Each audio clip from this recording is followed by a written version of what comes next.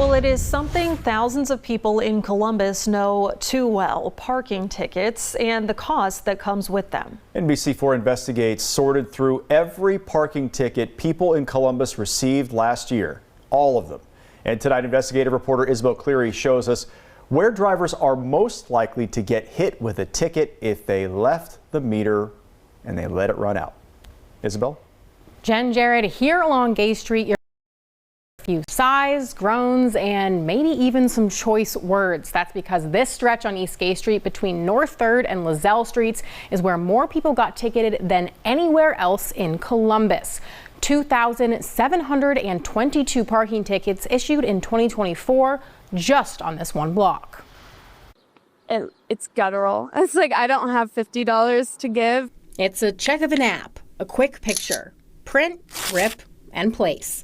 Last year, 164,602 parking tickets were stuck on cars in the city of Columbus. First time was I just got out of dinner and I was super happy, and then all of a sudden $100 ticket. So kind of upset, you could say. Columbus's Division of Parking Services is out patrolling all parking zones, but some areas are a lot more work than others.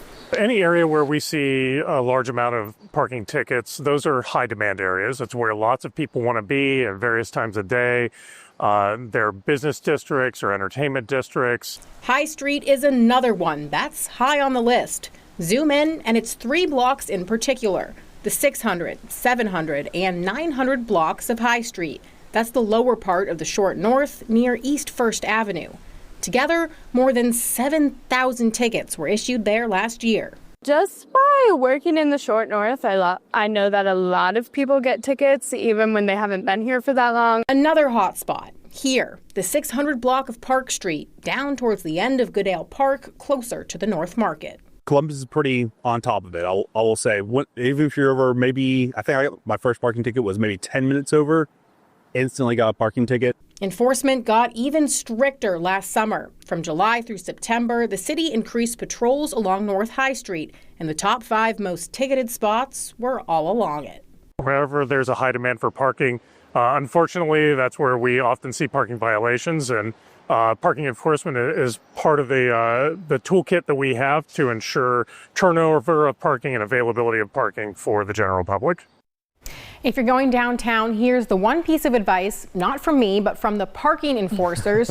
Putting on your hazard is a glaring red flag to them and will likely get you a ticket even if you're fast. Now they say park in a spot and stay on top of your app because it's going to just save you money in the long run. Now, I will say, once they switched over to the app, it does give you like warnings as you know, the countdown continues, you get closer to that expiration. So thankfully, I have not received a ticket, but I also don't really leave my house that much. That's right. Well, it's also not relatively all that expensive, especially parking downtown. If you're there for a couple hours, it's not very much money. So it's just going through the process of doing it. Yeah, but those areas, I'm definitely going to make sure I keep my eye on High that. Street. Yeah, for sure. Stay on top of the app. Absolutely, Isabel. Thank you. Well,